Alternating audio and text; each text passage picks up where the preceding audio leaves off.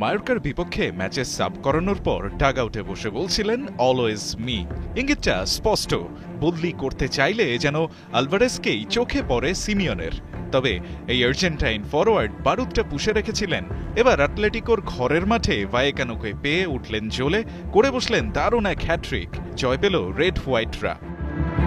ম্যাচের পর Atletico coach রীতিমতো এই আর্জেন্টাইন ফরওয়ার্ডকে দলের সেরা প্লেয়ার বলে ভাসালেন প্রশংসায়।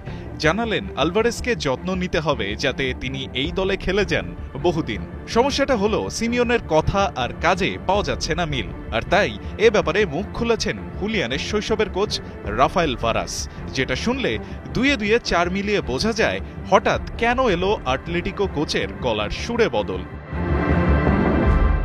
সিমিওনের কথায় আর কাজে মিল না থাকার বিষয়টাতে আসা যাক শুরুতে। এ মৌসুমে রেড হোয়াইটদের হয়ে লা লিগার ৬ ম্যাচে খেলেছেন আলভারেজ, যার মাঝে ৪ ম্যাচেই তাকে করা হয়েছে বদলি, যেখানে আবার ২টি ম্যাচে তাকে তুলে নেওয়া হয়েছে সেকেন্ড হাফ শুরুর খানিক বাদেই। যাকে দলে রাখতে চান আর দলের বেস্ট প্লেয়ার বলছেন, তাকে কি ট্রিটমেন্টটাই না দিচ্ছেন সিমিওনে। গেল সিজনে অ্যাটলেটিকোতে যোগ দিয়েই ৫৭ ম্যাচে ২৯ গোল আর ৮ অ্যাসিস্ট করা এই ফুটবলারের এবার ওড়ার কথা ছিল আরও।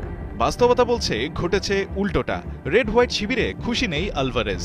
কারণটা খোলাসা করেছেন এই ফরওয়ার্ডের শৈশবের কোচ রাফায়েল ভারাস। তার মতে, যে নাম্বার ৯ পজিশনে খেলতে ভালোবাসেন আলভারেজ, সেখানে খেলানোর বদলে তাকে খেলানো হচ্ছে উইংয়ে। শুধু তাই না, ছোটবেলা থেকেই বার্সেলোনার ভক্ত আলভারেজ, এমনকি তার বার্সেলোনাতেও যাবার কথা ছিল। তবে স্যালারি ইস্যুতে শেষ পর্যন্ত কাতালানদের হয়ে খেলা হয়নি এই আর্জেন্টাইন ফরওয়ার্ডের। ভারাসের দাবি এমনটাই। ছেলেবেলার কোচের এমন মন্তব্যের পর একটা ব্যাপার ক্লিয়ার, সব মিলিয়ে অ্যাটলেটিকোতে সুখে নেই আলভারেজ। ক্লাব ছাড়তেও আছেন তৈরি, আর এই কারণেই হঠাৎ আলভারেজের প্রশংসায় গদগদ সিমিওনে। তবে এই আর্জেন্টাইন সুপারস্টারের অস্বস্তির ব্যাপারগুলো সমাধান না করে শুধু প্রশংসায় অ্যাটলেটিকো কোচ যতই বলুক তিনি চান আলভারেজ বহুদিন খেলুক রেড হোয়াইট শিবিরে, তাতে কি পরিস্থিতি আদৌ বদলাবে? শুকনো কথায় কি আর চিড়ে ভেজে?